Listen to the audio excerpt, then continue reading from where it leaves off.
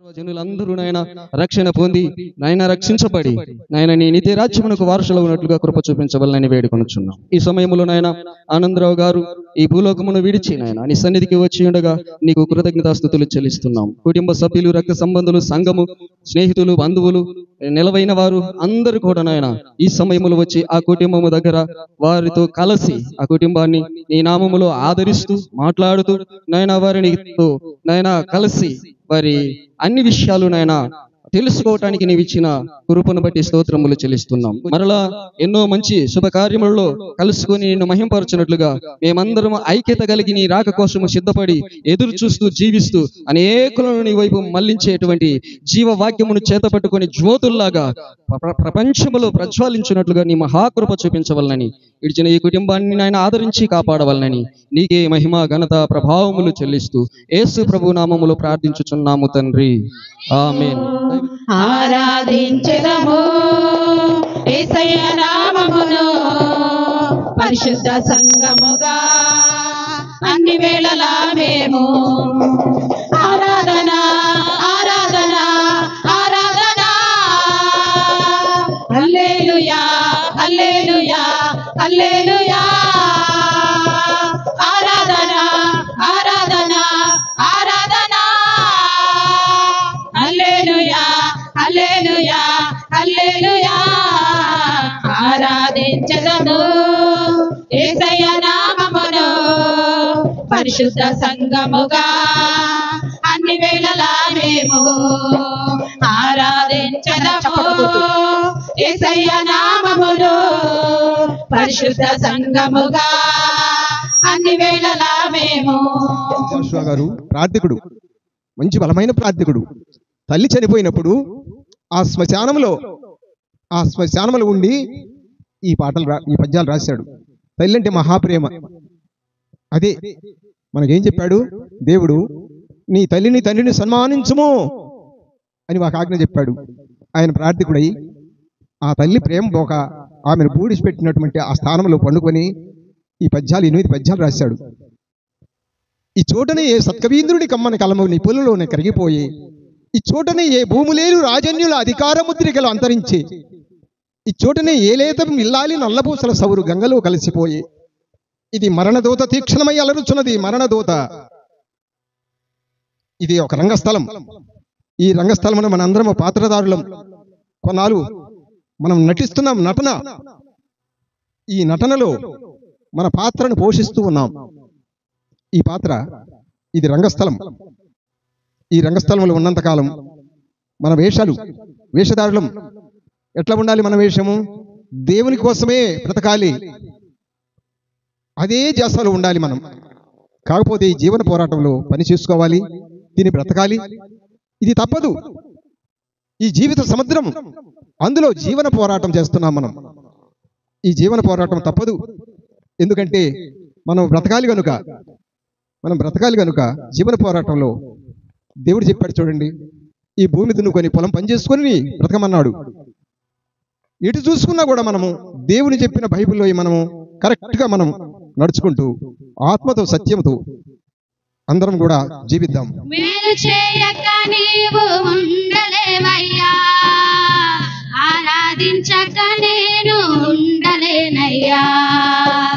మేలు చేయక నీవు ఉండలేవయ్యా, ఆరాధించక నేను ఉండలేనయ్యా.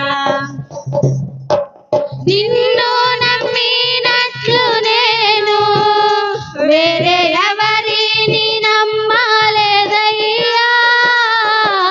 నీకు నాకు మధ్య దూరం తొలగించావు వదిలుండలేక.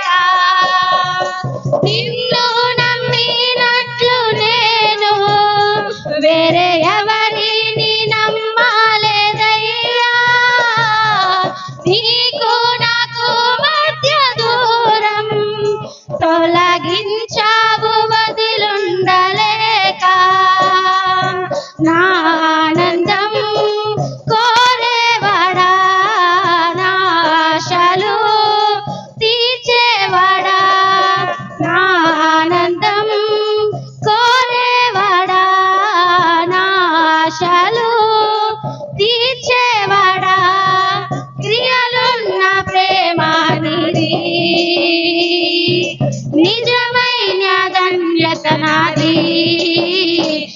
యేసయ్యా యేసయ్యా యేసయ్యా యేసయ్యా యేసయ్యా యేసయ్యా యేసయ్యా యేసయ్యా మేలు చేయక నీవు ఉండలేవయ్యా ఆరాధించక నేను ఉండలేనయ్యా మేలు చేయక నీవు ఉండలేవయ్యా ఆరాధించక నేను ఉండలేనయ్యా. వందనాలండి. మొదటి తెస్సలోనికీ రాసిన పత్రికలో 4వ అధ్యాయం 13 నుండి కొన్ని చదువుకుందాము 18 వరకు. సహోదరులారా, నిరీక్షణ లేని ఇతరుల వల్లే మీరు దుఃఖపడకున్న నిమిత్తము నిద్రించుతున్న వారిని గూర్చి మీకు తెలియకుండా మాకు ఇష్టం లేదు. యేసు వృత్తి పొంది తిరిగి లేచినని మనము నమ్మిన ఎడల అదే ప్రకారము యేసునందు నిద్రించిన వారిని దేవుడు ఆయనతో కూడా వెంట పెట్టుకుని వచ్చును. మేము ప్రభు మాటను బట్టి మీతో చెప్పుడుదేమనగా, ప్రభువు రాకడ వరకు సజీవులమై నిలిచిండు మనము నిద్రించిన వారి కంటే ముందుగా ఆయన సన్నిధి చేరం. ఆర్భాటంతోనూ ప్రధాన దూత శబ్దంతోనూ దేవుని బోరతోనూ పరలోకం నుండి ప్రభువు దిగి వచ్చును. క్రీస్తునందుండి మృతులైన వారు మొదట లేతురు. ఆ మీదట సజీవులమై నిలిచిండు మనము వారితో కూడా ఏకంగా ప్రభువును ఎదుర్కొనుటకు ఆకాశ మండలమునకు మేఘముల మీద కొనిపోబడదుము. కాగా మనము సదాకాలము ప్రభువుతో కూడా ఉందుము. కాబట్టి మీరు ఈ మాటల చేత ఒకరినొకడు ఆదరించుకొనండి. నాకు ఇచ్చిన సమయాన్ని ఈ యొక్క వాక్యమును దేవుడు ఆశ్రదించి దీవించిన కాక సంఘ గారికి కూడా వందనాలు చెల్లిస్తున్నాను. ప్రార్థించుకుందాం. మహాగరుడా, పరిశుద్ధుడా, ప్రేమగల తండ్రి, నీ అమూల్యమైన శ్రేష్టమైన నామానికి స్తోత్రాలు, వందనాలు చెల్లిస్తున్నాం.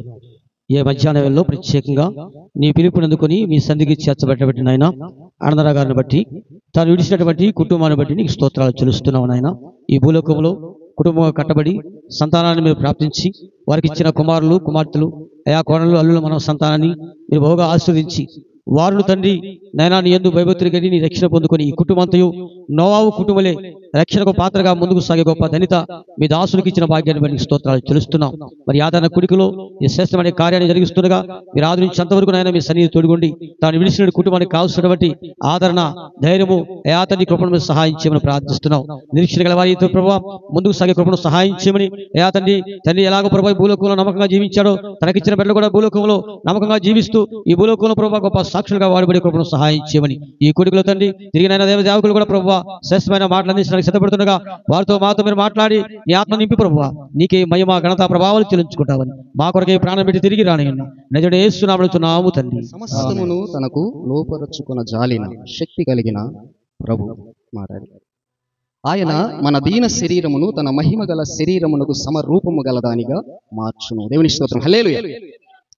అలా దేవుని రూపములోనికి మన శరీరము మార్చబడాలంటే మరణించాల్సింది ఎవరైనా, లేదా ప్రభు రావాలి. మరణిస్తే ప్రభు ఆయన ఆర్భాటముతో ప్రధాన దూత శబ్దంతో దేవుని బోరతో మ్రోగించి ఆ మహాధ్వనితో వచ్చినప్పుడు వీళ్ళు లేస్తారు. లేచి ఆయన మహిమ కలిగిన శరీరముగా మార్చబడతారు. అప్పుడు సజీవులుగా నిలిచి ఉన్న వారు కూడా మార్పు పొందుతారు. మార్పు పొందకుండా ప్రభువును చూసి అసలు అవకాశమే లేదు. ఏ నరుడు ఎప్పుడు చూడలేదని బైబిల్ గ్రంథం తెలియచేస్తూ ఉంది. ఏ భక్తుడు లేడు, ఎప్పుడు చూడలేదు. అది ప్రభువారు మాత్రమే, అద్వితీయ కుమారుడే మనకు బయలుపరిచి చూపిస్తేనే మనం చూడగలం దేవుని. కాబట్టి ఆయన రాకముందు మనం ఇలా మరణించి మరణముల నుండి జీవములోనికి దాటి మార్పు పొంది ఆయన సమాన మహిమగల శరీరమునకు మార్చబడినప్పుడు మనము ఆనందముతో యుగయుగాలు జీవించగలం. ప్రభుతో ఆ కార్యక్రమం చేస్తున్నాడు. కాబట్టి దీని విషయము ఎవరు దుఃఖపడవలసిన అవసరం లేదు, ఆనందించవలసిన విషయమే. అందుకనే మనకు గ్రంథములో తెలియచేస్తున్నాడు మహాజ్ఞాని, ఒకని జనన దినము కంటే ఒకని మరణ దినము మేలు. భక్తుల మరణము యెహోవా దృష్టికి విలువ కలిగింది. కాబట్టి ఇలాంటి విలువైనదనమాట. నిజముగా ఇదే పండుగ. అసలు పుట్టినరోజు కాదు పండుగ, ఈ రోజే పండుగ, ఇలాంటి పోయే రోజు. ఎందుకంటే అన్ని వదులుకుని లక్షణంగా విశ్రాంతి తీసుకుంటారు అని ప్రభు చెప్పిన మాట. కాబట్టి దైవజనులు ఇద్దరు మనకు వాక్య పరిచయం చేసేవారు ఉన్నారు. మొదట దైవ సేవకులు చిన్నాన్న గారికి సమయం ఇస్తున్నాను. తర్వాత జానీ అన్నయ్య పాస్టరు కొంత సేపు ఈ సమయాన్ని బట్టి వారు చెప్పాలని వారికి సమయం ఇస్తున్నాను. దేవుని స్తోత్రములు. మీ అందరికీ కూడా ప్రభువును బట్టి వందనాలు చెల్లిస్తున్నాను. ఈద ఆనందరావు గారు ఈ లోకమును విడిచి ఆయన కొరకు నియమించబడిన ఒక శాశ్వతమైన లోకంలోకి వెళ్ళిపోయారు. అది ఏదో ఇంకొక దేశం పోవడం కాదు, దేవుని రాజ్యానికి వెళ్ళిపోయారు. దేవుని యొక్క లోకం అది మానవులను దేవుడు సృష్టించినప్పుడు మనుషులు దేవునితోనే ఉండాలని కోరుకొని సృష్టించాడు. అది ఆదిలోనే ఆ మొదటి మానవుడు చేసిన తప్పు వలన దేవునితో జీవించుకుంటే అక్కడే ఉండి ఆయనతో జీవించేటటువంటి భాగ్యం పోగొట్టుకోండి. ఈ భూలోకంలో ఈ విధంగా మనం చూస్తున్నాం కదా, ప్రతి ఒక్కరు పుట్టినాల నుంచి ఈ లోకంలో ఏం జరుగుతుంది, ఎట్లా ఉన్నారు, మనుషులు ఏ విధంగా ఉంటున్నారు అనేది అంతా బాగా కనబడతా ఉంది. ఈ లోకంలో శాంతి లేదు, ముఖ్యమైనది సంతోషం లేదు మానవుడికి. ఎందుకు? దేవుని దగ్గర నుంచి వెళ్ళిపోయి వచ్చేసాడు కదా, శాపం తీసుకొని వచ్చాడు ఈ లోకానికి. నువ్వు కష్టపడి చెమటోడ్చి భూమిని సేద్యం చేసి పండించి బ్రతకాలన్నాడు. మనం చూస్తున్నాం ఎట్లా బ్రతుకుతున్నారు. ఇదంతా తప్పించుకొని మరలా దేవుని దగ్గరికి ఎలాగ పోవాలని మానవుడికి తెలియక ఎన్నో విధాలు ఎన్నో పనులు చేస్తున్నాడు. దేవుని దగ్గరికి పోవాలని, చనిపోయినాక మోక్షం పోవాలని అనేక మంది. కానీ ఎక్కడ మార్గము కనబడటం లేదు. చనిపోయినాక ఎక్కడికి పోతాడో అనే ప్రశ్నే ఉంటుంది అందరికీ. కానీ యేసు ప్రభువుగా ఈ లోకానికి దేవుడు వచ్చి ఆయన ఈ మరణాన్ని జయించి తిరిగి లేచి అందరికీ కూడా ఈ మరణం మీద జయము అనేది తీసుకొచ్చి ఈ యేసు ప్రభువుని నమ్మితే అందరూ కూడా మరలా పరలోకానికి వస్తారు అనే ఒక మార్గాన్ని ఏర్పాటు చేశాడు. ఆ మార్గాన్ని ప్రతి ఒక్కరు కనుక్కోవాలి. యేసు ప్రభు అన్నాడు, నేనే మార్గము సత్యము జీవము, నా ద్వారా తప్ప ఎవరు కూడా తండ్రి దగ్గరికి రాలేదన్నాడు. ఈ మార్గాన్ని మరి ఈ కుటుంబం అంతా కనుక్కున్నారు. ఈ మార్గంలో ఈ కుటుంబం అంతా, ఆనందరావు గారి కుటుంబం అంతా ఈ మార్గంలో నడుస్తున్నారు. నేను అనుకుంటా ఇంట్లో మొట్టమొదట ఆయనే నాయకుడు కుటుంబానికి. ఈ నాయకుడే ముందు దారి పట్టాడు, దేవుని దగ్గరికి వెళ్ళిపోయాడు. అంటే ఈ మార్గంలోనే రండి నిజమైన శాశ్వతమైన లోకానికి అని ఆయన చెప్తున్నారు. ఇది అందరికీ తెలుసు. ఇప్పుడు చాలా వరకు అన్ని మంచి వాక్యాలన్నీ ఈ మరణమునకు సంబంధించింది, తిరిగి లేచే సంబంధం, ఈ వాక్యాలన్నీ చదివారు కదా, చాలా సంతోషం. ఇవన్నీ అర్థమైనవి అందుకు. అవి అర్థం చేసుకోవాలి మనం. నేను ఒక వాక్యం చదువుతాను మీకు, యోహాను సువార్త 11వ అధ్యాయంలో. ఈ 11వ అధ్యాయం అంతా కూడా దీంట్లో మరియా, మార్తా, వాళ్ళ తమ్ముడు లాజరు వాళ్ళ సంగతి అన్నమాట. ఈ 11వ అధ్యాయంలో లాజరు చనిపోతే వాళ్ళందరూ ఎంతో బాధలు పడుతున్నారు, ఎంతో విచారపడి ఏడుస్తూ ఉన్నారు. ఈ కుటుంబం అంటే యేసు ప్రభువుకు చాలా ఇష్టం. నేను అనుకుంటా వాళ్ళంటే ఎందుకు చాలా ఇష్టం అంటే అక్కడెక్కడ కూడా వాళ్ళ తల్లిదండ్రులు ఉన్నట్టు రాయబడలేదు ఈ ముగ్గురికి. వీళ్ళు ముగ్గురే ఉంటున్నారు, అంటే తల్లిదండ్రులు చనిపోయారు అనమాట. ఈ ప్రభువును వాళ్ళు చాలా ప్రేమించి ఆయన వచ్చినప్పుడల్లా ఆయన దగ్గరికి వెళ్ళి ఆయన బోధనలు వినడానికి ఇట్లాంటి కుటుంబం అనమాట. లాజరు అంటే చాలా ప్రేమ అని బైబిల్లో, యేసు ప్రభువుకి చాలా ప్రేమ. నువ్వు ప్రేమిస్తున్న లాజరు చనిపోయినాడు. అట్లాంటి లాజరు చనిపోయినప్పుడు యేసు ప్రభు వచ్చాడు. వచ్చిన తర్వాత వీళ్ళు ఏడుస్తూ, నువ్వు ఉంటే మా తమ్ముడు చనిపోయిండేవాడు కాదు కదా, నేను త్వరగా చెప్తాను అని వాళ్ళు ఏడుస్తూ వచ్చి చూసినప్పుడు ప్రభు ఏమన్నాడంటే, నీ తమ్ముడు బ్రతుకుతాడు అన్నాడు. బ్రతుకుతాడంటే ఎప్పుడు బ్రతుకుతాడు? ఎక్కడైనా చూసారా చనిపోయిన బ్రతకడం? ఎవరు చూడలేదు, ఎప్పుడు జరగలేదు. కానీ మీ తమ్ముడు చనిపోయాడని చెప్తున్నారు, కానీ ఆయన బ్రతుకుతాడు అని అంటే వాళ్ళు నాకు బ్రతుకుతాడని తెలుసును, ఎప్పుడంటే అంత్యదినముల్లో పునరుద్ధానం ఉంది, అప్పుడు బ్రతుకుతాడు అని చెప్తాడు. అయితే ప్రభు ఏమన్నాడంటే ఇక్కడ 25వ వచనం, పునరుత్థానమును జీవమును అయి ఉన్నాను, నా యందు విశ్వాసం ఉంచువాడు చనిపోయినను బ్రతుకును, బ్రతికి నా యందు విశ్వాసం ఉంచువాడు ప్రతివాడు ఎన్నటికి చనిపోడు. ఇది ఒక కొత్త విషయం, ఎప్పుడు ఎవరు చెప్పలేదు, ఎక్కడ చూడలేదు. నా యందు విశ్వాసం ఉంచువాడు చనిపోయినను బ్రతుకును అంటే అప్పుడు ఆమె ఏమన్నదంటే వాళ్ళ సిస్టర్, చనిపోయినప్పుడు బ్రతుకుతాడు కానీ పునరుత్థానం ముందు బ్రతుకుతాడు, పునరుత్థానంలో బ్రతుకుతాడు అన్నప్పుడు ప్రభు నేనే పునరుత్థానమును అంటే, నేనే, అందరు చెప్పండి, నేనే పునరుత్థానమును. దీని అర్థం తెలుస్తుందా ఏమన్నా? నేనే పునరుత్థానం ఏంటి? నేనే రక్షకుడు అంటే అది ఒక మాట. పునరుద్ధానం ఏంటి? పునరుద్ధానం అవుతాడు అంటే అర్థం ఉంది. నేనే పునరుద్ధానమును అని వాళ్ళు ఎదురుగా చెప్తున్నాడు. అంటే ఇక్కడే పునరుద్ధానం ఉందని ఎక్కడ నమ్ముతాము? చనిపోయి 4 రోజులు సమాధిలో పెట్టేశారు. నేనే పునరుద్ధానం అని నాకు చెప్తే ఎవరు నమ్మలేదు. నమ్మకపోతే ఎక్కడ పెట్టారు చూపించిందని ఆ సమాధి దగ్గర తీసుకుపోయి తర్వాత బండ తీయమంటే అప్పుడు వాళ్ళు తీయలేదు. 4 రోజులు ఆయన చనిపోయి ఇప్పుడు బండ తీస్తే వాసన వస్తుంది అన్నారు. అంటే అప్పుడు అక్కడ ఉన్నటువంటి వారిని బండ తొలగించమన్నప్పుడు తొలగించినప్పుడు ఆ ప్రభు లాజరుని బిగ్గరగా పిలిచాడు. లాజరు రమ్ము, కమ్అవుట్ లాజరు. చూడగానే ఆయన నెమ్మదిగా సమాధిలో నుండి వచ్చాడు. కట్లు కట్టి ఆ గుడ్డ చుట్టి వాటంటే కట్లు కట్టి చేతులకు వాటికి కట్టి ఉంటాయి కదా శవానికి. అట్నే లేచి నడుచుకుంటూ వచ్చాడు అనమాట. బయటకు వచ్చిన తర్వాత అందరూ ఆశ్చర్యపోయారు. ఆ కట్లు విప్పండి అంటే కట్లు విప్పితే మామూలుగా నడిచి జీవించాడు. ఎట్లా వచ్చింది? ఈయనే కదా పునరుద్ధానము, జీవము. జీవం లైఫ్ ఇచ్చేది ఈయనే, చచ్చిపోతే బ్రతికించేది ఈయనే. నేనేనంటున్నాడు యేసుప్రభు. ఎంత మంచి సంగతి. కాబట్టి చనిపోయినను బ్రతుకును అని అక్కడనే ప్రూవ్ చేశాడు, రుజువు చేశాడు అనమాట యేసుప్రభు. ఆయనే. అది మనం నమ్మాలి. యేసుప్రభుని నమ్మినప్పుడు మనకు తప్పకుండా దుఃఖము ఇప్పుడు చనిపోయిన తర్వాత ఇప్పుడు మనల్ని బ్రతికించమని మనము అడగటం లేదు. ఎందుకంటే ఆయన ఈ లోకంలో ఉన్న బాధలన్నిటిని విడిచిపెట్టుకొని వెళ్ళిపోయాడు. ఇక మళ్ళా బాధలు పడడానికి కోరుకుంటామా? ఎవరు కోరుకోవద్దు. మళ్ళీ వస్తే బాగుండని కోరుకోబాకండి.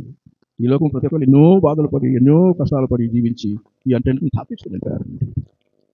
అందువల్ల మనం యేసు ప్రభుని నిజంగా నమ్ముకోండి. మీకు శాశ్వతమైన లోకంలోకి పోయినప్పుడు నిజంగా సంతోషించాల్సిన విషయమే. ఇవన్నీ విడిచిపెట్టి చనిపోయినాక ఎక్కడికి పోతారంటే భక్తులతో, పరిశుద్ధులతో అక్కడికి వెళ్తారు. వాళ్ళతో కలిసి జీవిస్తారు. నిరంతరం సంతోషం, ఆనందం. అక్కడ ఏమి దుఃఖము, చీకుచేత ఏమి లేదు. బిడ్డల గురించి లేదు, భార్య గురించి లేదు, మా వాళ్ళు ఎట్లా, వీళ్ళు ఎట్లా, అవన్నీ అక్కడ ఉండవు. ఇవన్నీ వదిలిపెట్టుకుని వెళ్ళిపోవాలి. ఆ దినము వచ్చేది మంచిది అని ఇందులో. అది నీవు వచ్చిన భయము లేదు, నిన్ను తలచినా చెప్పలేదు. నీకు వచ్చినా కానీ చేరను ఆ నిత్యరాజ్యమందున. నేను అనుకుంటా దేవుడు నాకు ఇంతవరకు కూడా ఆయన ఆరోగ్యంకి ఇంకా సువార్తలు చెప్పడానికి ప్రభు సహాయం చేస్తున్నాడు. అయితే ఈ వాక్యం సత్యం. నీవు వచ్చినా కానీ చేరను నిత్య రాజ్యమందున. ఇది కోరుకోవటం అన్నమాట. నువ్వు రా. నేను ఈ మధ్య చాలామందికి చెప్తున్నాను వాళ్ళకి, నేను అక్కడికి పోతేనే, నేను మరణించితేనే కానీ నేను దేవుడి కాడికి పోలేను. నేను చనిపోతే మీరేమి దుఃఖపడకూడదు, ఏమి చింతపడకూడదు. ఇవన్నీ వదిలిపెట్టి వెళ్ళిపోతున్నాం కదా, దేవుని కాడికి పోతున్నా కాబట్టి ఎవరు కూడా చింతపడడానికి వీల్లేదు. నన్ను పోనీయండి అని చెప్తారు. నన్ను పోనీయండి, ఊరికి హాస్పిటల్ తీసుకుపోయి అక్కడ తీసుకుపోయి ఇక్కడ తీసుకుపోయి మీ దగ్గర ఉన్న డబ్బులన్నీ ఖర్చు పెట్టబాకండి అని చెప్తాను మా పిల్లలకి. ఎవరైనా చెప్తారట? చెప్పాలి క్రైస్తవుడు. వెళ్ళిపోండి దేవుని దగ్గరికి. దేవుని రాక వచ్చే సమయం అవుతుంది. దేవుని దగ్గరికి మనం పోవాలని ఆశగా ఉండాలి. ప్రభు వచ్చినప్పుడు ఒకవేళ మధ్యలోనే మనం చనిపోకముందే ప్రభు వస్తే లోకానికి పైకి వెళ్ళి ఆయన్ని కలుసుకోవాలి. పునరుద్ధానం అన్నాడు. నేనే పునరుద్ధానమై ఆకాశ మండలంలో ప్రభువును కలుసుకునే దినం ఉన్నది. వెయిటింగ్. అది జరుగుతుందని త్వరపడుతున్నారు. ప్రపంచంలో ఇప్పుడు జరుగుతున్న సంగతులను చూస్తే ఎక్కడ యుద్ధం ఆగటం లేదు. రోజు యుద్ధం చేస్తూ ఉన్నారు, ఎంతోమంది చచ్చిపోతూ ఉన్నారు. అంతేకాదు దేశములన్నీ కూడా ప్రవచనం ప్రకారంగా నడుస్తున్నాయి ఇప్పుడు సూచనలన్నీ, రాకడ సూచనలు. అందుకని క్రైస్తవులమైన మనం, యేసు ప్రభువుని నమ్మిన మనం సిద్ధపడాల్సిన సమయం ఇది. ఇప్పుడు ఊరికే కథలు చెప్పుకుంటా, ప్రసంగాలు చేసుకుంటా, రాజుల కథలు, ఈ కథలు కాదు, టైం లేదు. చాలు అవన్నీ జంతకాలం నుంచో వింటున్నారు. ప్రభు వస్తున్నాడు, ఆయనకు సిద్ధపడాల్సిన అవసరం ఉన్నది ఇప్పుడు. ఖచ్చితంగా 100% సిద్ధపడాలి. సిద్ధపడటం అంటే పరలోక రాజ్యం చేరాలంటే ఒకడు తిరిగి జన్మించకుంటే దేవుని రాజ్యం చూడలేడు. భయంకరమైన మాట. మీరు ఏమనుకుంటున్నారు? కానీ మేము క్రైస్తవులు కదా, నేను పోతాను అనుకుంటున్నాను. క్రైస్తవుడు అంత మాత్రమే పోలేవు. నువ్వు యేసు ప్రభువుని నమ్మినవంతే దేవుడని. కానీ తిరిగి జన్మించాలనే ఒక మాట చెప్పాడు. ఈ లోక సంబంధమైన జన్మ వేరు, దేవుని రాజ్యం కొరలోకి పోవడానికి ఇంకొక జన్మ ఎత్తాలి అంటున్నాడు. ఆ జన్మ ఎత్తాలి అంటే ఎందుకు జన్మ ఎత్తమంటున్నాడు? పాపంతోనే ఉండి చనిపోతే దేవుని కాడికి పోవడానికి వీల్లేదే. పాపం పోగొట్టుకోవాలి. ఎట్ట పోగొట్టుకుంటాడు మనిషి? అది ఒక శాపం ఉంది వాడి మీద. నువ్వు చచ్చిపోతావు రా. అందువల్ల ఈ పాపమును తొలగించుకుంటాం మన వల్ల కాదు. ఆ శాపమును, మన పాపాన్ని అన్నిటినీ కూడా ఆయనే క్షమించి పరిశుద్ధునిగా చేసి కడిగి పవిత్రం చేసినట్టు ఈ బట్టలు మనం మంచి సర్ఫ్లో వేసి బట్టి తెల్లగా అయ్యేటట్టు ఆయనే చేయటానికి ఈ లోకానికి వచ్చాడు. పాపులను రక్షించుటకు యేసుక్రీస్తు ఈ లోకానికి వచ్చాడు అనే మాట అర్థం అదే. ఆయన అందుకే వచ్చాడు. ఆయన గురించి ఊరికే కథలు చెప్తే పనికిరాదు. ప్రతి ఒక్కరూ తిరిగి జన్మించాలి దేవుని రాజ్యం కొరకు. అంటే పాపక్షమాపణ పొందాలి. ఈ పాపక్షమాపణ పవిత్రమైనటువంటి యేసు ప్రభు చిందించిన పరిశుద్ధమైన రక్తం ద్వారా మన పాపాలకు క్షమాపణ కలుగుతుందని ఆయన ఒక విధానాన్ని చూపించాడు. ఈ విషయం నమ్మితే నీ పాపాలు నువ్వు ఒప్పుకో, ప్రభు దగ్గర ఒప్పుకో, క్షమించేస్తాడు. ఎవరికి చెప్పుకున్నా ఏం కాదు. ప్రతి ఒక్కరు తమ పాపములకు పశ్చాత్తాపడితేనే, దేవుని దగ్గర క్షమించు ప్రభువా అని అడిగితేనే ఆ పాపాలకి క్షమాపణ కలుగుతుంది. కానీ ఊరక నువ్వు ఎన్నిసార్లు ప్రార్థనలు చేసుకున్నా, బైబిల్ చదువుకుంటా ఉన్నా, చర్చికి పోయి వస్తున్నా, పాపక్షమాపణ కలుగుతుంది. నీ పాపాలు నీ ప్రభు దగ్గర ఒప్పుకోవాలి. అప్పుడే పాపక్షమాపణ కలుగుతుంది. అప్పుడు ప్రభు వచ్చితే మనం పరిశుద్ధులుగా తీర్చబడి ప్రభు దగ్గరికి వెళ్ళిపోతాం. చనిపోతే కూడా మరలా చనిపోయిన వాళ్ళు కూడా ఆ విధంగా పాపక్షమాపణ పొందిన వాళ్ళు ప్రభు వచ్చినప్పుడు వెళ్ళిపోతారు. ఈ వాక్యాలను ఇంతకుముందు చదివారు. కాబట్టి ఆలస్యం చేయకుండా ఇంకా ఎవరైనా పశ్చాత్తాపడి పాపక్షమాపణ ఉండకుండా ఏదో ప్రార్థనకు పోయి రావడం, చర్చలకు పోయి రావడం, వాక్యాలు వినడము, ఈ టీవీలో వచ్చే వర్తమానాలు ఏంటంటే దేవుని కాడికి పోతారు అనుకుంటారేమో. లేదు లేదు లేదు, ఒకటే రైలు పరలోకానికి పోవడం, అది ఎక్కితేనే పోతారు. ఎన్నో రైళ్ళు ఉన్నాయి, ఏ రైలు తీసుకుపోతుందో అది ఎక్కాలి, అంటే ఆ మార్గం అనుసరించాలి. అట్లయితేనే ఈ విధంగా ఈద ఆనందరావు గారు మేము మొట్టమొదట 2003వ సంవత్సరంలో ఈ ప్రాంతాలకి ప్రభు పొమ్మంటే మీ స్వజనుల యొద్దకు వెళ్ళు, దేవుని రాజ్య సువార్త ప్రకటించమని నాకు నేను 2002లో రిటైర్ అయినప్పుడు మరి ఏం చేయాలి ప్రభు అని నేను ప్రార్థనలో చేస్తూ ఉంటున్నప్పుడు 2003లో ఆయన నన్ను ఇక్కడ పొమ్మన్నాడు. ఇక్కడ వచ్చి మరి ఇక్కడ సువార్త వినిపించి ఈ విధంగా పాపక్షమాపణ, రక్షణ, దేవుని రాజ్యం ఇవన్నీ బోధించినప్పుడు చాలామంది ఇక్కడ చనిపోయిన ప్రభు దగ్గరికి పోయిన రోషే గారు, అట్లాగే ఆనందరావు గారు, ఇట్లా వీళ్ళందరూ మొట్టమొదట బాప్తిస్మాలు పొందారు. ఆ తర్వాత కుటుంబ సభ్యులందరూ కూడా బాప్తిస్మాలు పొంది ఇక్కడ సియోను మందిరం అనే ఇది సహవాసం అక్కడ ప్రారంభించి మరి దేవుడు ఈ బిడ్డల్ని మా సర్వరాజును ఆయన భార్యను దేవునికి సేవ చేయడానికి వాళ్ళు సమర్పించుకున్నారు. 2008వ సంవత్సరంలో ఆ ప్రార్థన మందిరం కట్టినప్పుడు ఆ ప్రతిష్ట రోజు ఈ బిడ్డలు దేవుడి సేవ కొరకు సమర్పించుకున్నారు. వారి ఇంతవరకు వారిని ప్రభు మరి వాళ్ళ కుమారులతో పాటు సేవ చేసే ఏర్పాట్లు ఆయన దేవుడు నడిపిస్తున్నాడు. దేవుని స్తోత్రం, హల్లెలూయా. ఈ సత్యమును ప్రతి ఒక్కరు గ్రహించాలని బోధ చేయటం అనేది దేవుడు అది ఒక ఆజ్ఞగా నాకు ఈయటం, ఆ భారము అవన్నీ పెట్టాడు. కాబట్టి 2003 సంవత్సరాల నుంచి ఇప్పటి వరకు అప్పుడప్పుడు బాగా వచ్చేవాడిని, కానీ ఈ మధ్య ఎక్కువసార్లు రాలేకపోయాను. అని ఇక్కడ ఉన్నటువంటి మీరందరూ, మీ కుటుంబం కానీ అందరూ కూడా ఈ సంఘం దేవుని సువార్తను ప్రకటించాలి, రక్షణ మార్గాన్ని ప్రజలకు చూపించాలి. ఒక విత్తనం వేసినాము, అది మొలిసి పెరగై ఫలితం వచ్చిందా అనే దాకా వెనకాల పడి మనం చూస్తాం కదా. వ్యవసాయాలు ఎవరైనా కానీ మొక్కలేసుకుంటే, ఇంట్లో మొక్కలేసినా కానీ రోజు జాగ్రత్త చూస్తాం కదా. ఇది కూడా అంతే, ఏదో చెప్పినాము, అంత ప్రసంగాలు తీసుకొచ్చాను, వాక్యం చెప్పొచ్చాను, ఏమైంది నువ్వు చెప్పిన వాక్యం? అది కదా కావాలా, చెప్పిన వాక్యం ఏమైంది? వాడు పాపక్షమాపణ పొందాడా? దేవుని రాజ్యానికి అర్హుడు అయ్యాడా? అయ్యేం పట్టించుకోరు చాలామంది. నేను చేస్తా ఉన్నాను సంవత్సరాలు. దేవుని రాజ్యంలోనికి ప్రజలను నడిపించండి. దేవుని స్తోత్రం, హల్లెలూయా. మనకు మిగిలి ఉన్నటువంటి కార్యం అది. ఇప్పుడు మనం ఎవరైనా చేయాల్సిన పని అది. ప్రతి ఒక్కరు కూడా ఈ కార్యమును జరిగించాలి. ప్రజలు ఎంతో మంది రక్షణ లేకుండా దేవుని రాజ్యానికి వారసులు కాకుండా ఉన్నారు. ఆ విధంగా ప్రతి ఒక్కరిని, ఒక పాస్టర్ గారనే కాదు, ఒక సేవకులనే కాదు, ప్రతి ఒక్క విశ్వాసికి ఆ భారం కావాలి. ప్రతి ఒక్క విశ్వాసి ఇంకొక విశ్వాసిని ప్రేమించి అయ్యో దేవుని రాజ్యానికి లేడే, ఈ లోకంలో పడిపోయినాడే అని వాళ్ళని ఏ విధంగా దేవుని రాజ్యానికి పోయేటట్టు చేయాలో ప్రతి ఒక్క విశ్వాసి బాధ్యత. విశ్వాసాలు అంటే వచ్చి రోజు కూర్చొని వినిపోయేది కాదు, వినడానికి లేరు. మీరు స్వార్థికులుగా పనిచేయాలి. దేవునికి స్తోత్రం, హల్లెలూయా. అట్లాగే మరి ఆనందరావు గారి కుటుంబంలో ఉన్న బిడ్డలు, మరి కొడుకులు కానీ, కోడళ్ళు కానీ, మనవరాళ్ళు అందరూ కూడా ఈరోజు అందరూ వచ్చినారని నమ్ముతున్నాను. అందరూ కూడా స్వార్థను పట్టుకోండి. Preach the gospel to everyone.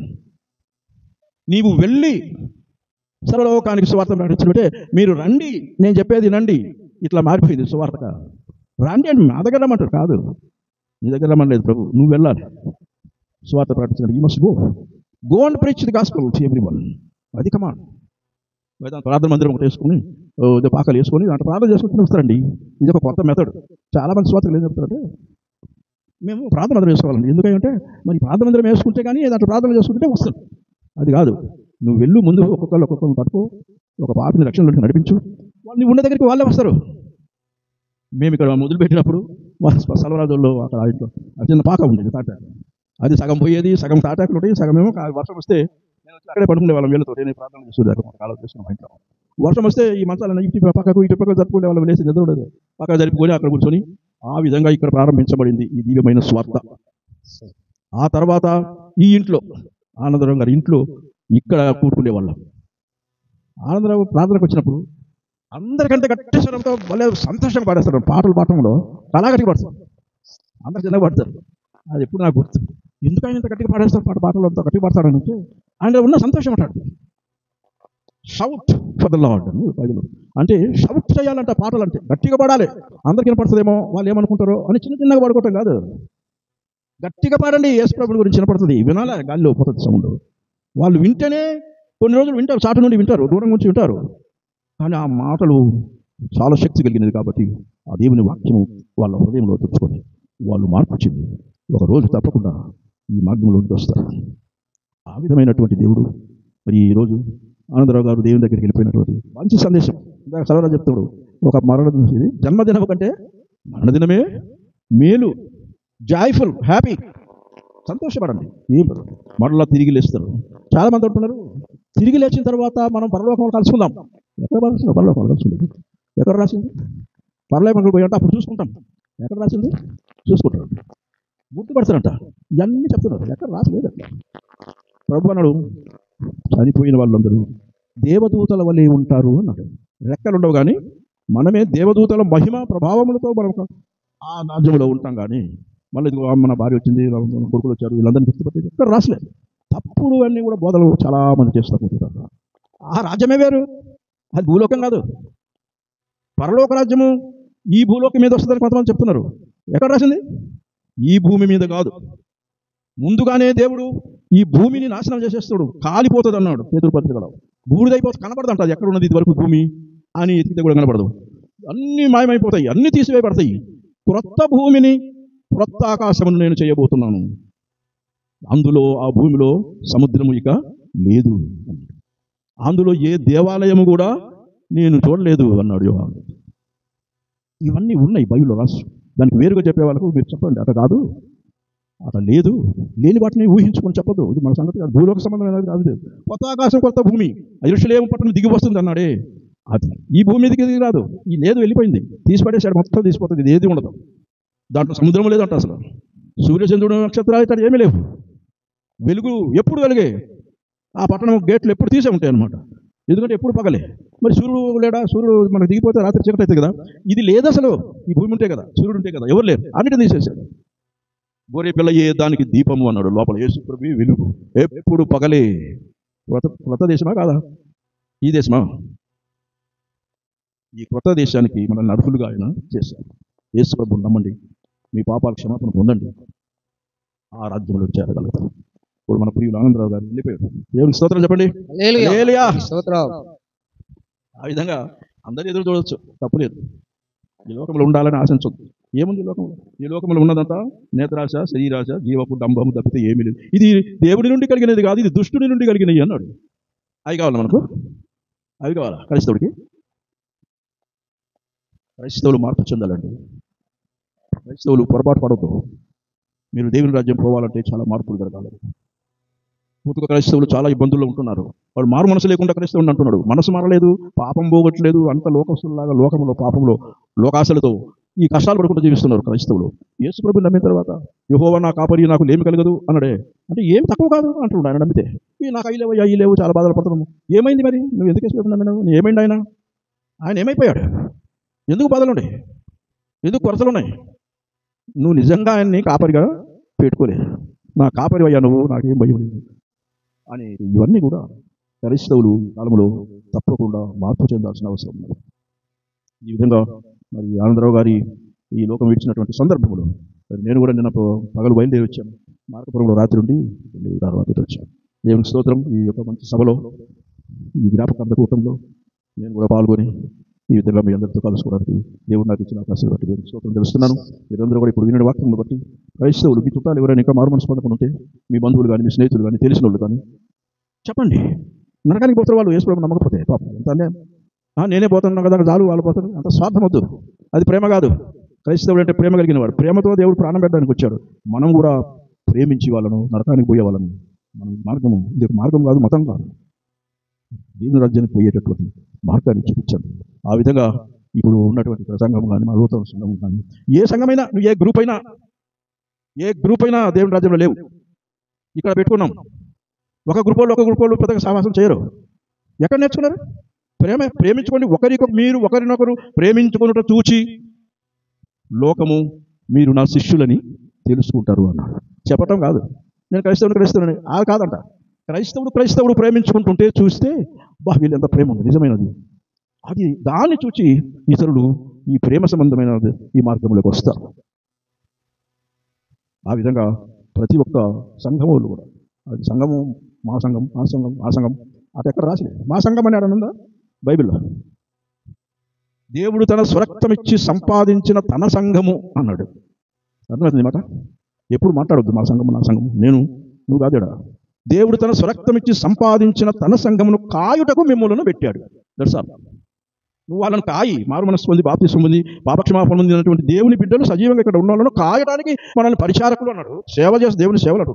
దేవుని సేవ కాదు ఇక్కడ, ఈ దేవుని బిడ్డలకు సేవ చేయడానికి మనం ఉన్నాం. దేవుని స్తోత్రం. ఈ విధంగా దేవుని బిడ్డలకు సేవ చేయండి.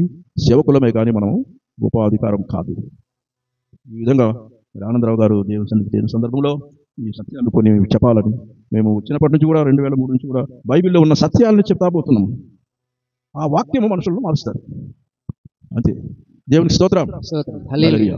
ఈ మాటలు చెప్పి దేవుని బిడ్డలందరూ కుటుంబం అంతటిని సంఘం అంతటిని కూడా దేవుడు ఇంకా ముందుకు నడిపించాలి. ధైర్యంతో మన బాధ్యతను మనం నిర్వహించాలని మిమ్మల్ని అందరినీ కూడా దేవుని పేరిట కోరుకుంటున్నాను. మీ అందరికీ కూడా వదనాలు. దేవుని మిమ్మల్ని ఆదరించి బలపరిచి దేవుని రాజ్యాన్ని సిద్ధపరచుకుంటారు.